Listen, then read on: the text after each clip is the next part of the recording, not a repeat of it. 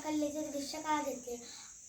रक्तबीज नावाचा एक राक्षस होता, तो तोंडाने आग उकळायचा नाही ते आलं तर आग ओकायचा उखायचं नाही. रक्तबीज नावाचा एक राक्षस होता, त्याला ब्रह्मदेवाने वरदान दिलेलं की त्याला कोणी मारलं तर त्याचं जमिनीवर रक्त पडून अजून रक्तबीज जन्माला येतील. हो का? जेव्हा हे सगळ्या देवांना कळालं तेव्हा देव आणि राक्षसांमध्ये युद्ध झाला आणि मग तेवढ्यात सगळ्या देवांना हरवून टाकलं राक्षसांनी आणि मग सगळे देव गेले कैलाश पर्वतवर.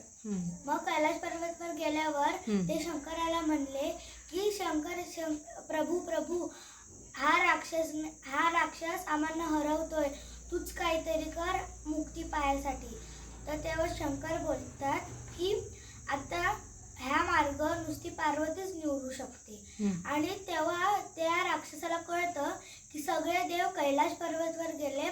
मग तो पण त्यांच्या पाठीपाठी जातो आणि गेल्यावर पार्वतीला बघितल्यावर तो बोलायला लागला की मला पार्वतीशी लग्न करायचं आहे. आणि त्याला माहितीही असून की पार्वती शंकराची बायको आहे, तरी सुद्धा बोलायला लागला की मला पार्वतीशी लग्न करायचं आहे. मग पार्वती माताला क्रोध आला आणि सगळ्या देवांनी त्यांची शक्ती तिच्यात अर्पण करून मग तिने महाकालीचं रूप घेऊन मग युद्ध करायला सुरुवात केली. तिला माहिती नव्हते की त्याचं रक्त जमिनीवर पडून अजून रक्तबीज जन्माला येतील.